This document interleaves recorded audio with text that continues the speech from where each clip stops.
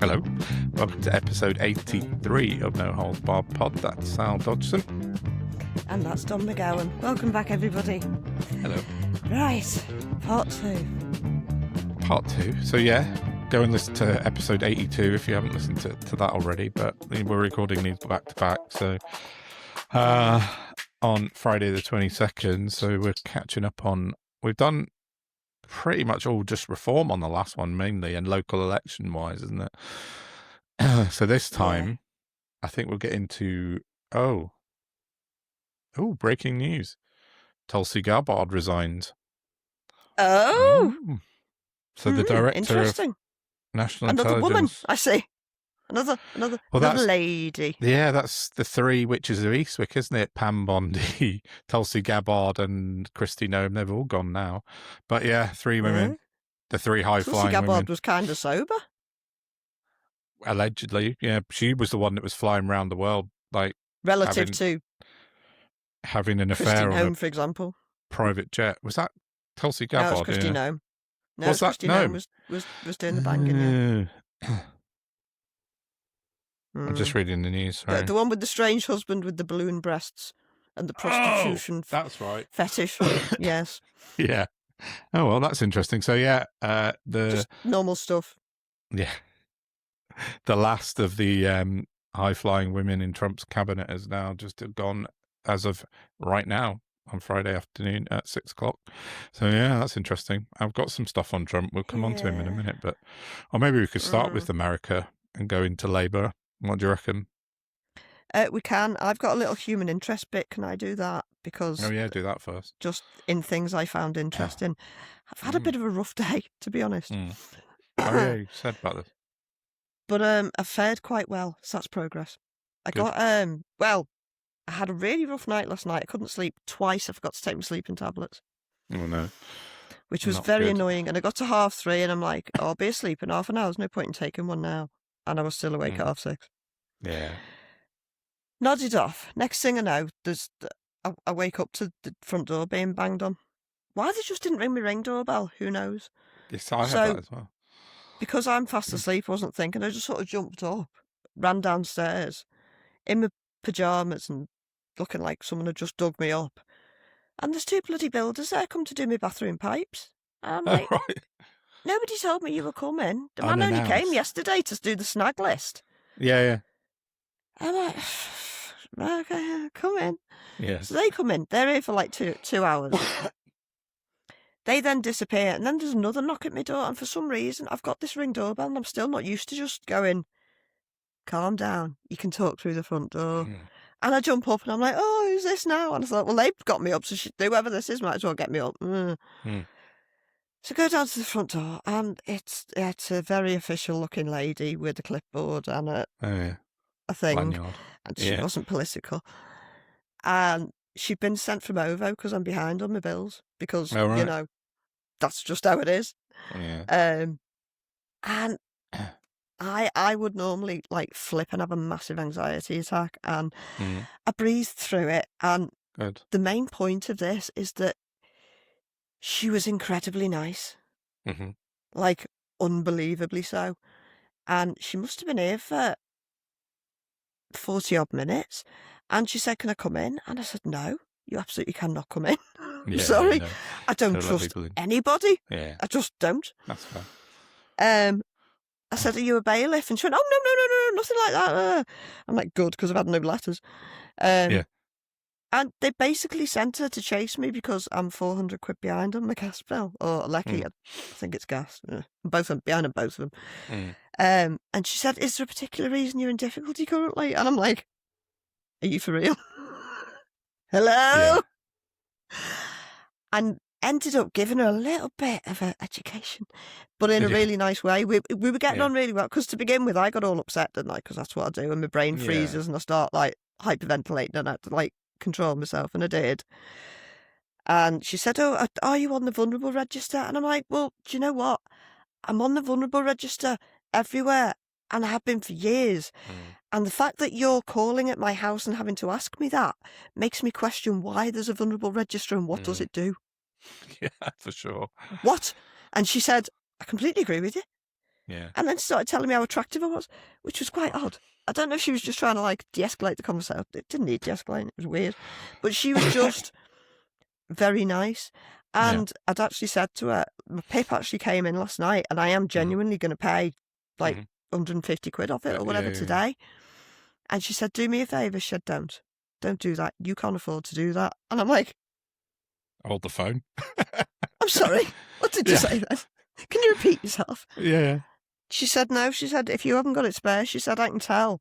Because I actually said to her, I'm stood at my front door and I went, look, I moved in 5 years ago. I still can't afford a carpet for downstairs. Yeah. I have no flooring. You know, it's not fun. No.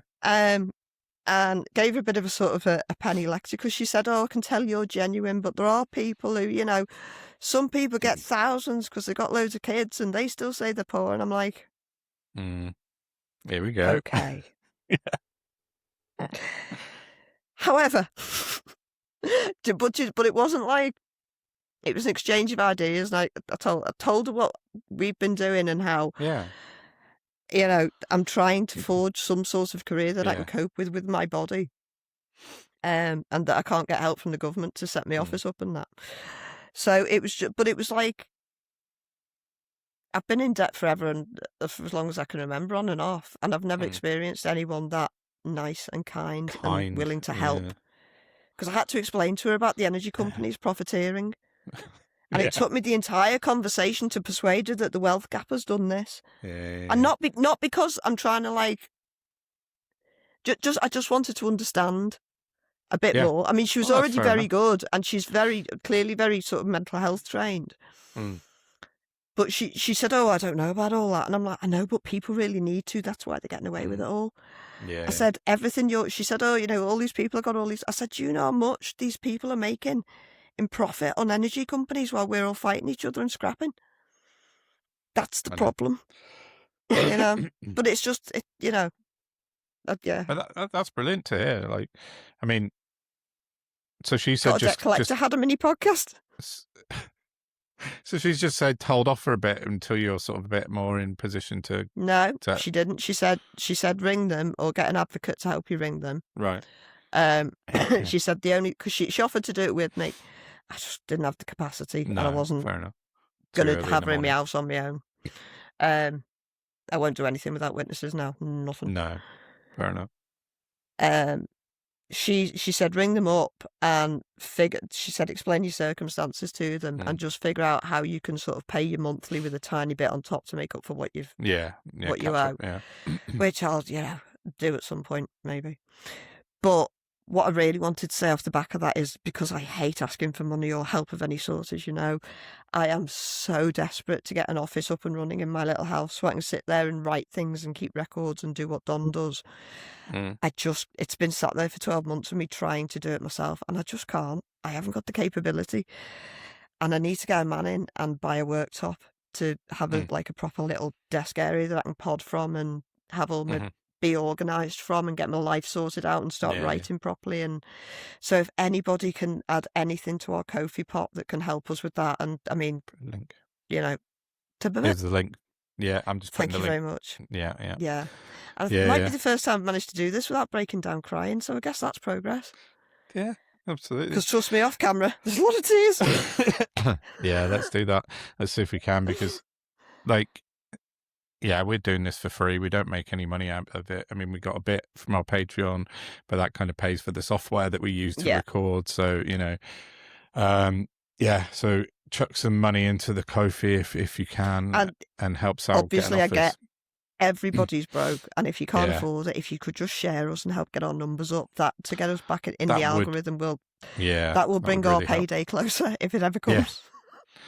It will. So we're going upwards, but a bit slower than we want. So anything can help boost. But there is an awful lot of speculation rife since after I mentioned it to you a couple of weeks ago that the left are being completely and utterly shadow banned, aren't they? It would appear on all the platforms. Definitely. So we need to fight that, and we can only do it with people power. Yeah, like everything else. I noticed. I've forgotten his name. Harry Eccles on Twitter, who's often gets hundreds of thousands, if not millions of views on his tweets, is down in the low thousands on his tweets. He said the other day that he's being shadow banned because he gets big numbers on his tweets, but he's not at all at the moment. Yeah, I'm always the bloody canary down the coal mine, mate. Yeah, I know. Always. I need to just realise that now. Yeah. Yeah, so, yeah. What Sal said, there's a Ko-fi link I put up, and all proceeds go to Sal's office, basically. That's for our Ko-fi. Absolutely all of it. So, yeah. And it could be so much more effective if I had a proper workspace.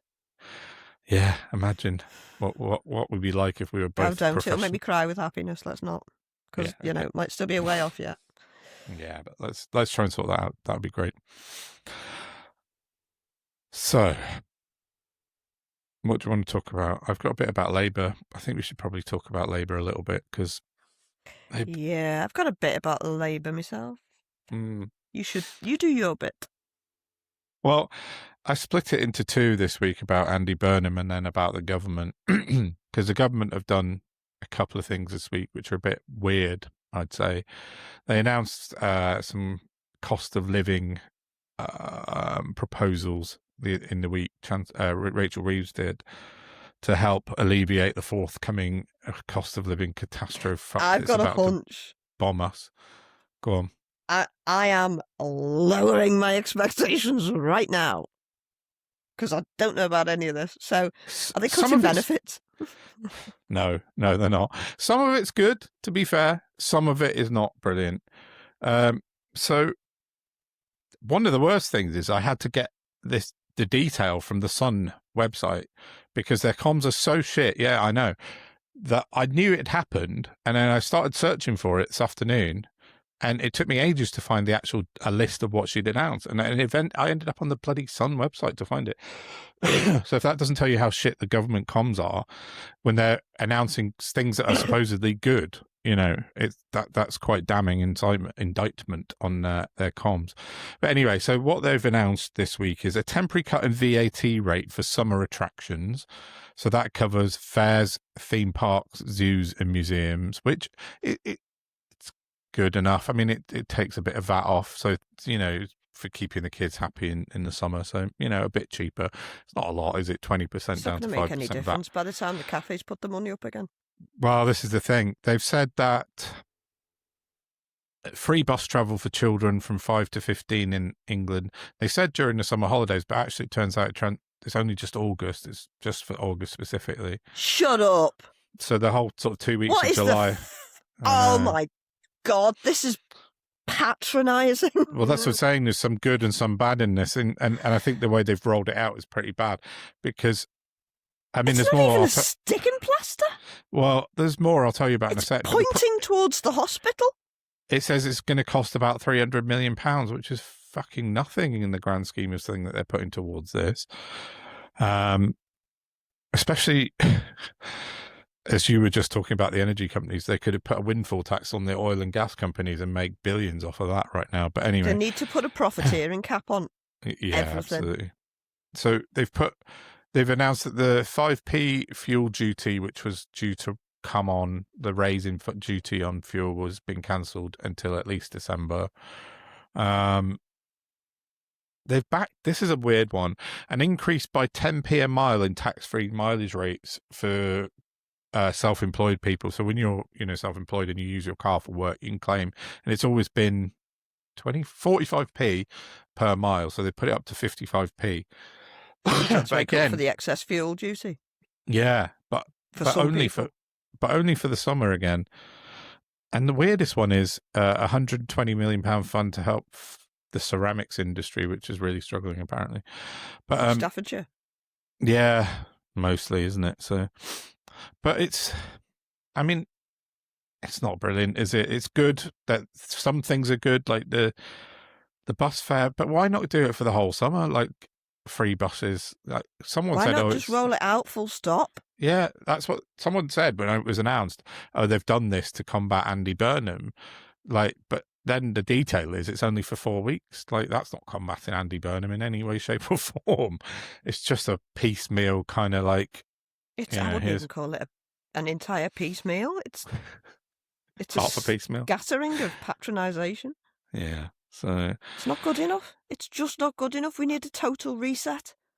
I just don't think cheap theme park or opera tickets is the thing that people need in the forthcoming energy wars we're about to go through. So, fuck yeah, it's not great. The lady from OVO told me to go over to EDL. Who that? EDL, the English Defence League. Oh no, I don't mean that, do I? EDF. These acronyms, man, have predicted they'd be confusing, and now they are. I know. I used to work for a company called EDS with an S on the end, and I always get that confused as well. I ring the EDL up. Do you do gas? Is Tommy Robinson there a minute? I want to change my energy supplies. Oh no. But anyway. Oh, I'm getting a bit warm now. Oh, it's bloody boiling. So yeah, that's the government's kind of announcement this week on that, and I just don't think it's enough by any stretch. £300 million is not. It's not even going to touch the sides, is it, of this sort of thing? They have said they're going to also cut the food tariffs on food, so they're going to put a cap on certain foods. There's 150 different products. They announced it as biscuits and something else the other day. But the supermarkets need grabbing by the balls. Yeah, they always have done. But again, a price freeze is nothing. It doesn't mean anything because we're already at when they're all price fixing it anyway. Exactly, we're almost at the highest cost of food in the history of the country, and freezing them at that point is not going to really do very much. How are we not already there? What at the highest? Yeah. I know I kind of just made that up, but I assume we probably are at the highest of all time. Yeah. I was just pontificating. But yeah. No, we must be, mustn't we? We must be at the highest cost of food ever. And that's where they're going to freeze it at. So it's not ideal. It's not going to help anybody, is it? Not bringing costs down. They should have done that 10 years ago.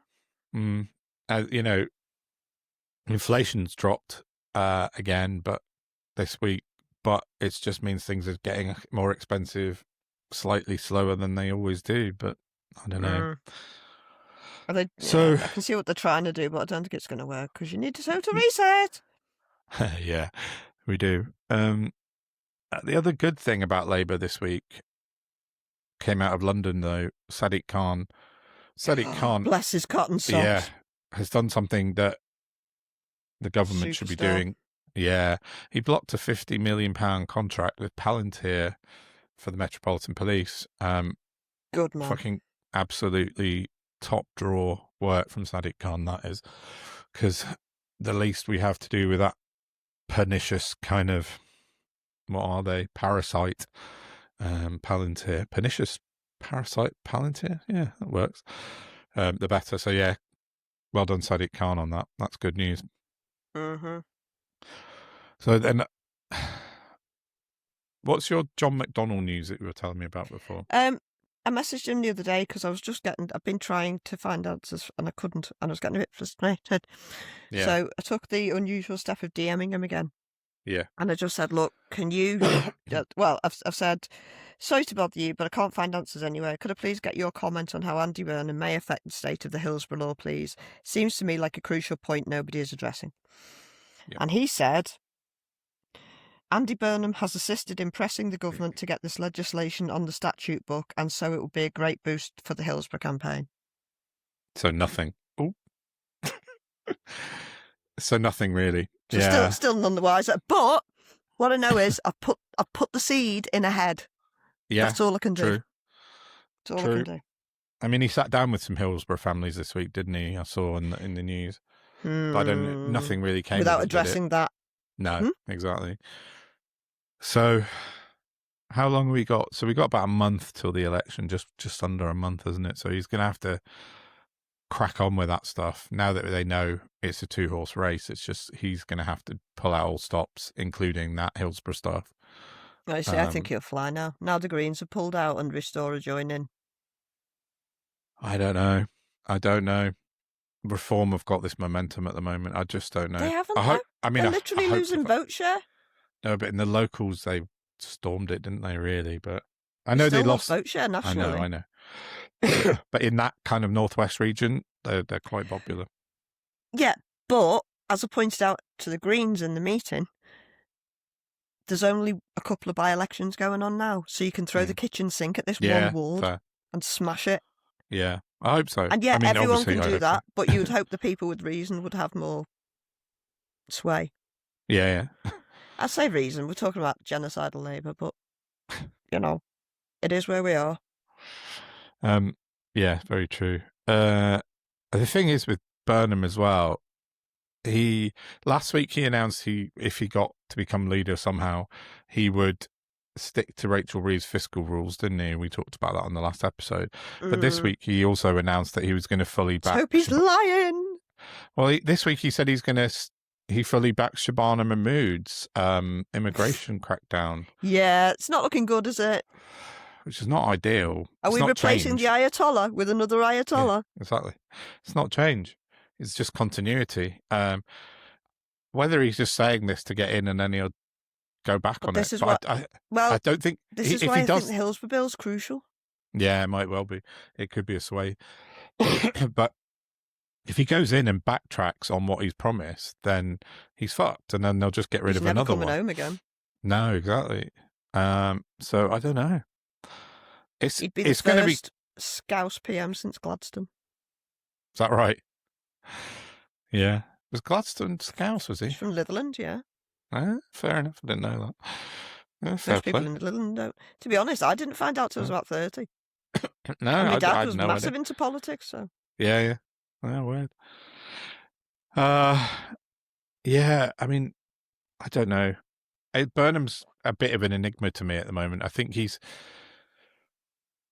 a lot of things have been written and said about him, which some are true, some are not, obviously, but he doesn't appear to be. I mean, he only launched his campaign properly yesterday, so I'll give him a chance and let's see what happens in the next week or two. But I don't know. I want to say he's like a chimera that needs to settle down, but I don't know if those words make any sense. My brain thinks they do. Is a chimera what I think a chimera is? Like a shapeshifter that can't settle. I thought a chimera was like a dragon made of fire. I don't know. That's why I'm asking. Anyway, not to worry. Find out.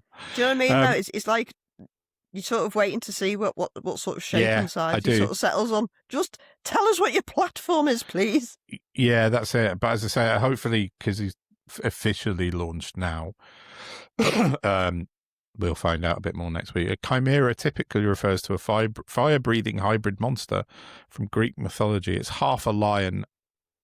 What? Body of a lion, a goat's head protruding from its back, and a snake for a tail. So we don't know if he's going to be a goat, a snake, or a lion. So really, it fits perfectly. No, it does. You're Doesn't right. Doesn't it? Yes, it does. Yeah. No, it does. It's shape-shifting. It's a combination of different things. Yeah, so sort of about there. Okay. Yeah, that works. I had this before. I had a thought, and I couldn't make sense of it. There must be something wonky with my brain at the minute. So yeah, he's going to back the immigration crackdowns with Shabana Mahmood. I mean, to be fair, looking at the statistics that came out yesterday, it's actually working. She's absolutely smashed the shit out of the figures, but I mean, a lot of people are suffering because of it. We're down to the lowest net migration figure since 2012 now, and asylum hotel usage. You wouldn't know it, would you? Down by 2/3. Well, I was listening to Nick Ferrari this morning, and because I wanted to hear his opinion on it, which gives you a spin on it. Yeah, no, because you need to know what they're saying on the right, don't you? But basically, him and Tom Swarbrick are trying to paint it as a bad thing now, that the thing that they've wanted for years has happened, and now they're saying it's our critical birth rate is a problem. Well, yes, that's very true, but they're now calling it a brain drain, and it's everyone's leaving the country. Like, oh my God. Proven by the very fact that they themselves were at the top of their career path. Yeah, very true. Very true. Oh, it's just nuts. And I heard a guy call up. I don't disagree. Do you? What, the brain drain? Look at the government. Yeah, true. No, they're blaming it on young people leaving. They're saying that's why the immigration statistics are down. Who blame them? Well, the right now are.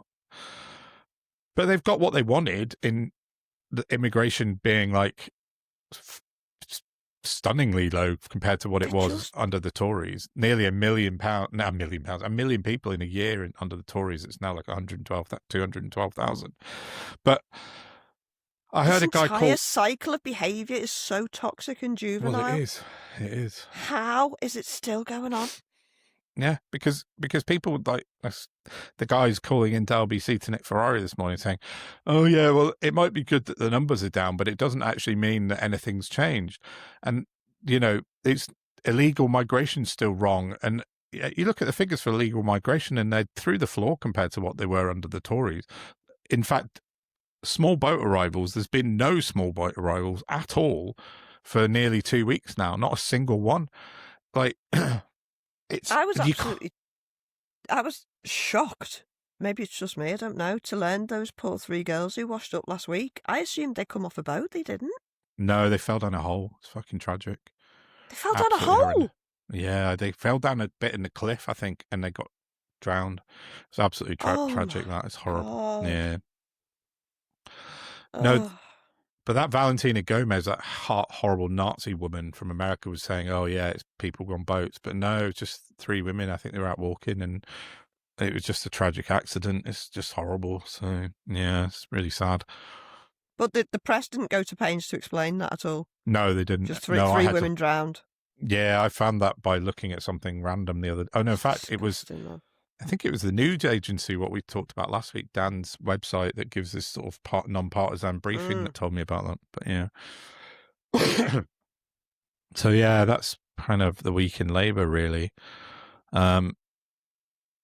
Mostly bad, a couple of good things, really. I think that's probably sums up really their 2 years. So, oh yeah, go for it. What have they done? Says, let me go to my bookmarks. As our resident GP pod advisor not given an opinion on this? Not yet. I haven't asked. Have you? No.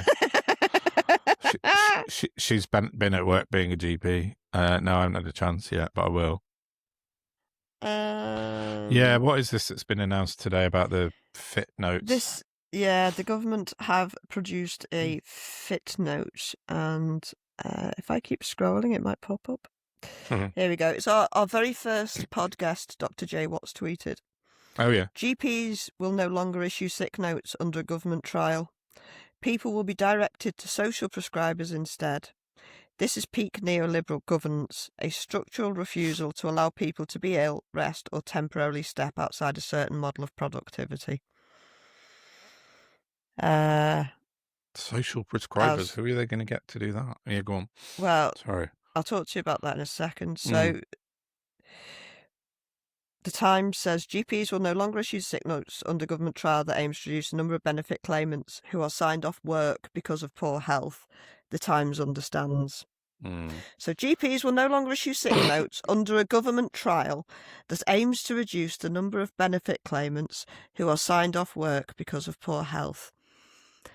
Benefit claimants signed off work. I just want to drill that into everybody. People who work shouldn't have to claim benefits. That's a broken society. Yeah, for sure. Right. The pilot programme is set to refer workers struggling with their health to social prescribers based in their doctor's surgery, who will recommend patients take up alternatives such as exercise regimes and job coaching to help them stay in work. More than 11 million people were given a fit note, formerly called a sick note, last year. According to official statistics, almost all of them declared the recipient not fit for work, meaning they received no further support on re-entering employment. Now, has something changed in the last 16 years? Because it was my understanding that if you had to ask your GP for a sick note, it was because you weren't capable of going to work. Yeah. Why would they tick any other box? Don't know. Yeah, that doesn't make sense. Absolutely. It makes no sense. And they're now scapegoating working people going off work sick. That's what this is. Now, it depends what you're going for. My social prescriber at my GP surgery is an absolute legend. I love her. She's brilliant. She's very young, very knowledgeable, very keen, very open-minded. I don't think everybody has a Carla. And I'm not slated to have to go back to work. because I'm very limited. But that was me for many, many years, having to get sick notes to go off work all the time because I was struggling to stay in the workplace. That would have driven me off a cliff. Yeah. Because it's basically, you've got people who are persuading you and trying to G you up to stay in work when you're just not well enough. You can't, yeah. And they're saying, oh, that they're going to be advised to go and do some gardening. And if somebody has to go off work because they've just been diagnosed with a tumour or something, or MS, how is a social prescriber, as well-meaning as they might be, going to help them? Yeah, it's a strange one. Back into work, which is the purpose of this. Sorry, social prescribers can help, but the government want them to get people from being sick back into work. These are lay people. Yeah. These are people who've gone to college and got a BTEC or whatever, and they're great, but they're not doctors, and they'll never replace them. And if people are sick, they're sick. And they will be because you spent 16 years absolutely crippling the entire population with austerity. You fucking imbeciles. Well, what I was about to say is it kind of ties into that, because I think it'll just end up causing more work for GPs because, like, yeah, as you say, these people are well-meaning and they're trying to do their job, but at the end of the day, they're going to sort of spend 2, 3, 4 weeks with a person, then they're still going to come back for a second appointment with their GP. So it's potentially going to double some work for GP. I don't know. I will ask my GP contact. But they're now shitting on sick people who have jobs. No, yeah, I know. Not just sick people who don't have jobs. So it's another crackdown. Yeah, it's disgusting. Doesn't seem right, does it, to me? I don't know about it, but I'll ask for the inside track and we'll report back on that and see what we get. We like an expert opinion, don't we? Yeah, but it doesn't seem particularly logical or particularly fair, does it? So, yeah. The social contract has long been broken, and these aren't even band-aids, these are insults. Yeah, it's a kick in the teeth, isn't it? Yeah. So... do you want to move on to some batshittery in America? Because some of it's quite funny. I've seen him speaking this week. Well, I'll tell you why you haven't seen it, because it came from the same press conference where he said that he would try to make it to his son's wedding. Did you not see that either? He was asked about his son getting married. And now I haven't checked, but I assume it's Eric because, and he said, I'll put another clip in of Trump because it's worth it. He'd like me to go, but it's going to be just a small little private affair, and I'm going to try and make it. I'm in the midst. I said, this is not good timing for me. I have a thing called Iran and other things. That's one I can't win on, but he's got a very... person who I've known for a long time. But he said, I'll try to make it to his son's wedding. He said, but it's not very good timing because I don't know if you've heard of this thing called Iran. Like, okay. And then he dribbled on a bit and he said, he's a person I've known for a very long time. His son. Iran? No, his son. He said who? He said... he's a person I've known for a very long time. I honestly think that when he started the sentence and was asked a question about his son getting married, to the point where he finished the sentence, he didn't know who he was talking about. He'd forgotten that it was his son. I think he's completely lost his marbles. I think they started a question about his son getting married, and he ended the question rambling about a man he'd known for a very long time. He's mad. Literally the madness of King Trump, isn't it? He's not a king. Don't call him a king. It makes him happy. No, that's true. And then the non-funny bit of Trump this week is, the war's still kind of in ceasefire, although, it's still causing us endless problems with oil and gas. But, well, apart from Labour, I'm not even going to go down that route about the Russian oil sanctions. But anyway, Trump was asked about the war continuing, and he said, we lost 13 people so far. In other wars, you lost hundreds of thousands of people. He said, I get a kick when I look at somebody on television say he's lost 13 people. I get a kick from it, he said. I mean, the man's a fucking monster. And then nobody else said anything to him. They didn't ask him any further questions. Because I think probably quite shocked, to be honest with you, because, how can you say that about 13 service people that have died in his completely fucking unnecessary bullshit war in Iran? Not good. It's mad how one man can just hold the world to hostage, isn't it? Totally is holding the whole. Yeah. We're all like sitting here waiting to see how it's going to impact our summer, because we're going to end up paying through the fucking nose for everything for the next year, probably. The way things are going, we're still on for civil war. Yeah, potentially. He's paying off the Jan 6s £1 million. Ordinary Americans are struggling like we are. No. So he set up a fund. Yeah, he set up a fund, hasn't he, to compensate allies of Trump himself. $1.7 billion. What he's doing is paying to make sure they do it again when he wants them to. That's exactly what I think is happening as well, because I saw Enrico Tarrio, the Proud Boy leader. He said, I'm going to claim off this fund. Militia. Yeah, exactly. I think that's exactly what's happening. Been predicted for about 5 years. And Marjorie Taylor Greene came out yesterday and said he's not leaving in 2028. You know this, don't you? She said, and it was like, how does she still think he's going to be breathing then? Wow. It's only 2 years away now, a year and a half. He's walking round in a nappy, falling asleep and talking broken biscuits. Molesting people's bare bellies and forgetting his son. Oh, stop it. Jesus, fuck. I'll never forget that. Sorry. Ever. That's the worst thing I've ever seen him do. I'll have to put a trigger warning on the episode notes. I mean, it was repulsive, but he was very natural about doing it, wasn't he? Yeah, that's what I said. It's sexual assault. That's what was so... Yeah, he's not shy of doing that, is he? He's a debauched man. So, 2 more things on America. Jeff Bezos. I said in the first episode I was going to say something that Jeff Bezos said, which you might have seen, because it's absolutely horrific. He came out in public yesterday and said to the world, "If I do my job right, the value to society and civilization from my for-profit companies will be much, much larger than the good that I do with my charitable giving." So what he's saying is, like, all the money he makes from his Amazon is much better for the world than him giving money to poor people or sick people. How does he figure that out? Because he's a nutcase. He's a billionaire nut job. He's a delusional fuckwit, yeah. Like they all They are. don't have the same reality, and therefore should have absolutely no bearing on anybody else's life because they're insane. But unfortunately they do. I know, it's just... I just thought that was such a sad thing to say.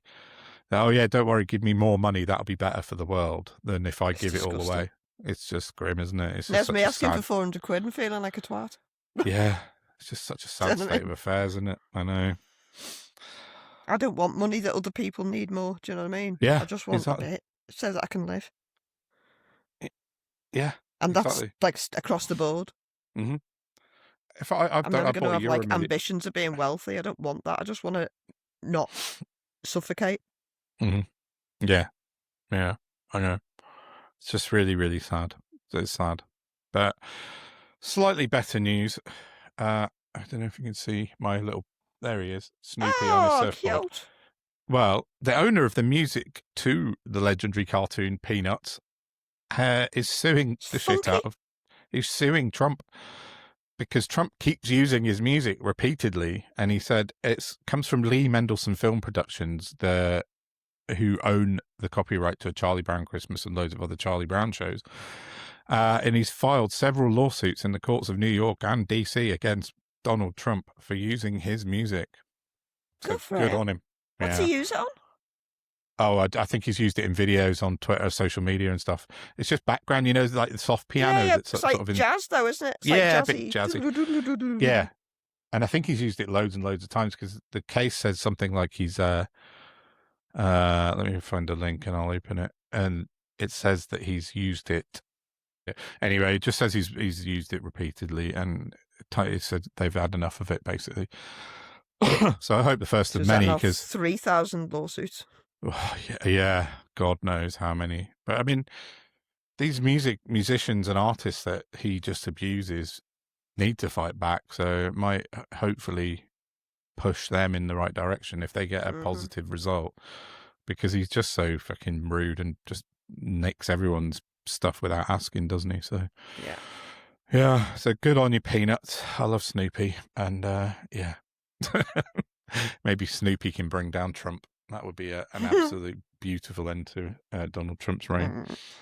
But it won't happen. But yeah, so I think that's probably about it. I didn't get around to finish it. Go on. No, I was just going to say, got a funny little Russell Kane to end on. That just made me giggle, so. Yeah, we'll put that in a minute, so stick around. I didn't quite get around to finishing my potholes episode, is all I was going to say. Not episode, article. Sorry, everyone. I know people are desperate for the potholes. It's coming. Your career's not going to take off until you put that article out, Dan. Yeah. Dan? Why do I just call you Dan? It's not the worst thing I've been called.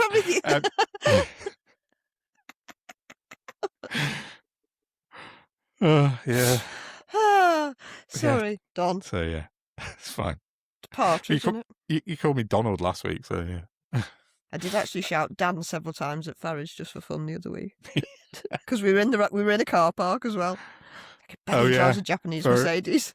Yeah. Dan. Yeah, that's it. I'm too hot now, and it's 7:30 at night, so I think we'll wrap it up. Yeah. Yeah, stick around, watch Russell Kane in a minute. As Sal said earlier, I'll put the link up again for the Ko-fi. If you can help out Sal's project, we could do with Sal getting an office as well. Really kick us into higher gear. And if you can't, please do the like, share and subscribe. Yeah. That'd be smashing. That's the free way to do it. Have a lovely weekend. Yeah, enjoy the sunshine. We'll be back next week with more chaos. Bye for now. Bye. Hiya. I'm Andy Burnham, and what I'm doing right now, I'm just making a cup of tea. I do loads of really normal things throughout the day, and having a cup of tea is just one of them. Hey, it's Andy Burnham here. I'm just about to make some toast, with white bread, of course. I wouldn't even know how to spell sourdough and wouldn't be interested in it, because it's not normal enough. I like a nice slice of white, thank you, toasted on a normal toaster. Hiya, Andy Burnham here. I've just put my sock on. I've got shoes and socks, and sometimes I put a sock on, but that's what life's about, isn't it? Just being normal. I'm just going in here because I'm going to have a shit. I'm just like you, really. Sometimes I go in the toilet and have a shit. Hi, I'm Andy Burnham, and I have an insatiable urge for power. I like gravy. Hey up, I want to use.